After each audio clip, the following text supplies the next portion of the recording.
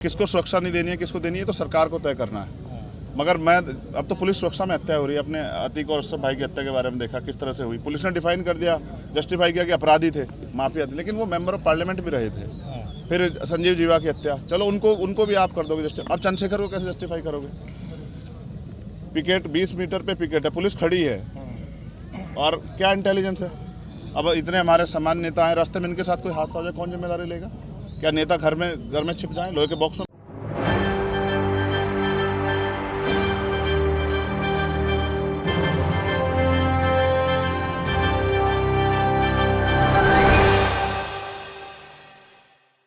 नमस्कार, मैं नाज़मीन खान और आप देख रहे हैं SPN9 news. Bhim Army chief Chandrashekhar Azad, उनको गोली लगती है, गोली छूकर निकल जाती है, लेकिन उसके बाद यहाँ पर चंद्रशेखर आज़ाद कई खुलासे करते हुए नजर आते हैं। ये पूरा मामला यहाँ पर अब CBI के हाथों में देने की बात आती है और सीधे तौर पर अगर CBI के हाथों में ये जांच जाएगी तो ये मामला सुप्रीम कोर्ट तक तो जाएगा।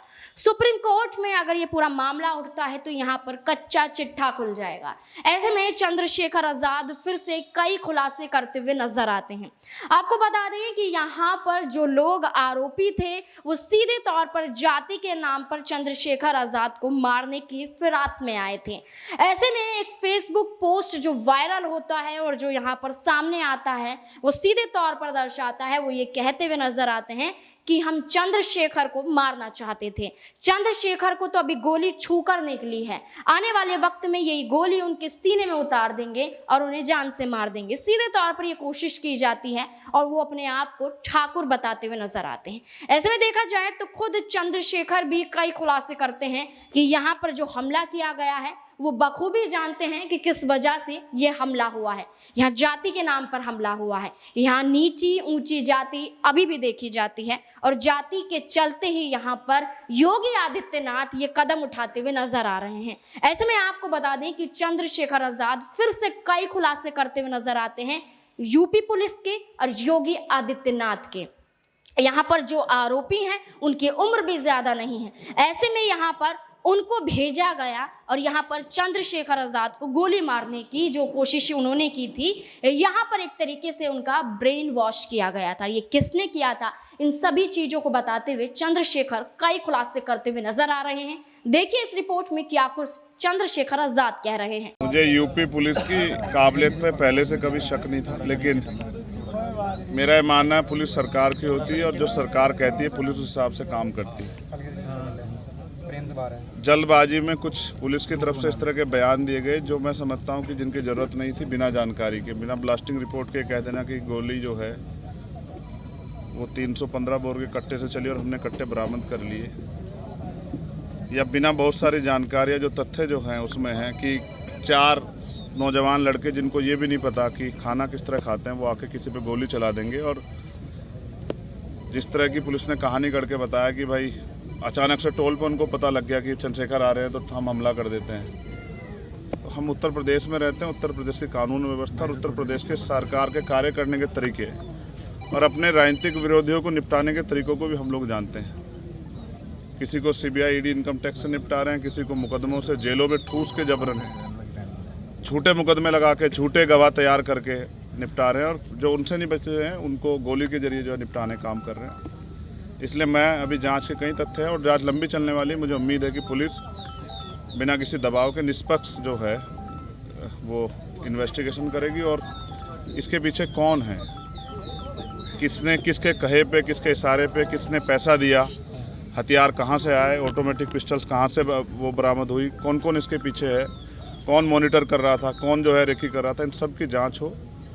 इसलिए भी ज़रूरी है कि आज मेरे साथ है, कल किसी और के साथ ना हो, क्योंकि उत्तर प्रदेश में विपक्ष के लोग बड़ी मजबूती से जो है अपनी लड़ाई को लड़ रहे हैं। और ये तो उत्तर प्रदेश है, यहाँ तो चुनाव सजा होने के बाद पता लगता है कि DM साहब के दबाव में मुकदमे लिखा गया था, बाद में वादी मना कर देता, लेकिन तब तक बहुत कुछ बदल जाता तस्वीर। पुलिस के आज के खुलासे से आप संतुष्ट हैं या नहीं? मैंने कहा कि मैंने उनको पर्याप्त समय दिया कि वो अपनी कार्रवाई को, गिरफ्तारी की प्रक्रिया आगे बढ़ाए। तो गिरफ्तारी हुई है। मुझे नहीं लगता कि जिन्होंने इतना बड़ा हत्याकांड, तो पुलिस ने कहा ना, आपने सुना कि भाई वो हत्या करना चाहते थे, तो जो हत्या करना चाहता था उसके पीछे कोई बड़ा कारण हो, छोटा कारण नहीं हो, जिस तरह कारण को आप हवाला दे रहे हो। और मैं लोकतांत्रिक व्यवस्था में हूँ, संविधान को मानता हूँ। मैं जहाँ तक मैं मानता हूँ, मैंने किसी का बुरा नहीं किया। आप सब लोग जानते हैं, मैंने किसी को बुरा ना कहा ना किया। मैंने प्रयास किया कि जिसके भी साथ खड़ा हो पाऊँ, जिसकी भी मदद कर पाऊँ, जिसके भी आंसू पहुँच पाऊँ। और ये मैंने सीखा अपने जो सीनियर लोग हैं उनसे। आजम भाई उनमें से एक शख्सियत है जिनसे मैंने सीखा किस तरह से लड़ाई लड़ी जाती है कमज़ोरों की। तो मुझे लगता है कि अभी उनको जल्दबाजी ना करते हुए, माहौल शांत है, हम लोगों ने लोगों को शांत रखा है, हमने अपील की है। उस समय ईद का त्यौहार था, हमारे कंधों पर जिम्मेदारी थी, हमने लोगों से अपील की, लोगों ने हमारी बात को माना भी। तो वो जल्दबाजी ना करें, बिना ब्लास्टिंग रिपोर्ट के कह देना कि गोली कौन सी, हमें पता है गोली कौन सी है। तो जल्दबाजी ना करें, सारे जो जितने भी जो तथ्य हैं, जितने भी जो दिशाएं, उन पर सब पे काम करें। क्योंकि जहाँ तक हम जानते हैं कि हो सकता है किसने पैसा दे के कराया हो, क्योंकि वो तो नौजवान बच्चे, उनको इतनी जानकारी नहीं है। उनको ये भी एहसास नहीं था कि ये करने के बाद क्या होगा। तो इसलिए इससे बहुत बड़ा नुकसान हो सकता था प्रदेश स्तर पे भी और देश स्तर पे भी। इसलिए मैं प्रयास करूंगा कि सरकार के दबाव में जल्दबाजी ना करें और जिम्मेदारी से जांच को आगे बढ़ाएं और सभी तथ्यों पर जांच करें। और मुझे अभी भी पुलिस के कुछ अच्छे अधिकारी हैं, उनकी कार्यशैली भरोसा है कि वो सरकार के दबाव में काम नहीं करेंगे। और उम्मीद है कि फेयर जाँच होगी और ये पता लगेगा इसके पीछे कौन है। कल की जो आप लोगों की घोषित पंचायत है उसके बारे में अभी मैंने लीडर्स को बुलाया है, सब लोगों को, और मैं चाहता हूं कि पुलिस को पर्याप्त समय मिले जिससे कि आसानी से वो अपने कार्य को आगे बढ़ा पाएँ। ये ना हो कि हम इसमें फंसे रहे, इसलिए हमने कार्रवाई को में ढिलाई बरत दी। तो आज शाम तक उसकी स्थिति 6 बजे 6 साढ़े 6 बजे क्लियर हो जाएगी। और मेरा प्रयास रहेगा कि मैं उनको समझाने में कामयाब हो जाऊँ कि क्योंकि कावड़ का समय आ रहा है और मोह अच्छा नहीं है, नुकसान हो सकता है। मैं कोशिश करूंगा कि किसी भी तरह का जुटान ना हो। अध्यक्ष जी, जब आप पे हमला हुआ तो आपने ये कहा था कि हमारे सहयोगियों ने, साथियों ने उन लोगों को पहचान लिया था। तो जिस प्रकार उनके आज आपने देखा प्रेस वार्ता हुई, तो क्या लगता है वही व्यक्ति थे? नहीं, दिखाए नहीं। आपने देखा क्या दिखाए? आपने देखा हो तो मीडिया के लोगों ने बताओ। फोटो भी वायरल हो चुके हैं सर, आपने देखा होगा। नहीं, पुलिस की कार्यशैली ऐसी, फोटो किसी का दिखाते हैं, जाता कोई है, हथियार कोई होता है, लगाया कोई जाता है, पकड़ते कहीं से हैं, दिखाते कहीं से हैं। तो इतने कम समय में कट्टे से तो फायर नहीं हो सकती लगातार। और फायर 6-7 हुई है, 3 नहीं हुई है। तो मैं कह रहा हूँ ना, अभी जांच कर लें, जल्दबाजी ना करें। मैं समझता हूँ उनके कंधों पे जिम्मेदारी है, उनको सरकार को जवाब देना है। लेकिन सरकार भी ध्यान रखे कि इस तरह का माहौल ना बनाए कि लोगों में भय का। आप कानून व्यवस्था तो अच्छी कर नहीं पा रहे हो, इस तरह की बेवकूफ़ी की बातें करने से कोई फ़ायदा नहीं। तो मुझे उम्मीद है कि पुलिस जाँच के को सही ओर ले जाएगी और जाँच को भटकाने काम नहीं करेगी। मुख्यमंत्री ब्रजेश पाठक कह रहे हैं कि चंद्रशेखर तो मेरे भाई की तरह है और हम उनको सुरक्षा मुहैया कराएंगे। अब से पहले वो जिस पार्टी में रहे, हमने उस दल में काम किया। तो मेरे ऐसा नहीं, राजनीति में किसी बुरे संबंध नहीं होते हैं। तो मैं तो मुख्यमंत्री को बुरा नहीं कह रहा हूँ। वो अलग बात है कि उनके बहुत सारे कार्य ऐसे हैं जो जन विरोधी है, उनकी भाषा ऐसी है जिसको लोकतंत्र में कोई जगह नहीं दी जा सकती। लेकिन फिर भी मैं कहता हूँ कि ठीक है, उनको अपनी सरकार, जनता ने बहुमत दिया, चलाएं। और किसको सुरक्षा नहीं देनी है, किसको देनी है, तो सरकार को तय करना है। मगर अब तो पुलिस सुरक्षा में हत्या हो रही है। अपने अतीक और अशरफ भाई की हत्या के बारे में देखा किस तरह से हुई। पुलिस ने डिफाइन कर दिया, जस्टिफाई किया कि अपराधी थे, माफिया थे, लेकिन वो मेंबर ऑफ पार्लियामेंट भी रहे थे।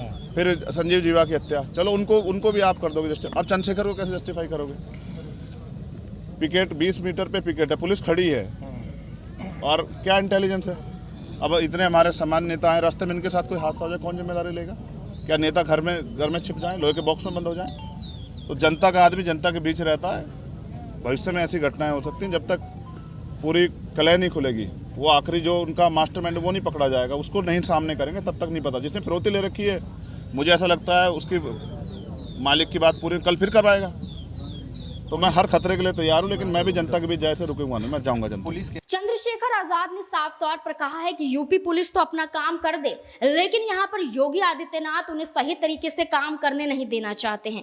यूपी पुलिस यहाँ पर सीधे तौर पर जो बयान देती हुई नजर आती है कि जो तमंचे का इस्तेमाल किया गया था वो किस तरीके से किया गया था और किस बंदूक का इस्तेमाल किया गया था, उसका खुलासा भी इस वीडियो में चंद्रशेखर करते हैं कि यहाँ पर यूपी पुलिस जल्दबाजी में ये सारी चीजें यहाँ पर लेकर आ रही है, बल्कि ऐसा कुछ भी नहीं है। आपको बता दें कि चंद्रशेखर के इस खुलासे के बाद सीधे तौर पर मामला सुप्रीम कोर्ट में जाता हुआ नजर आ रहा है।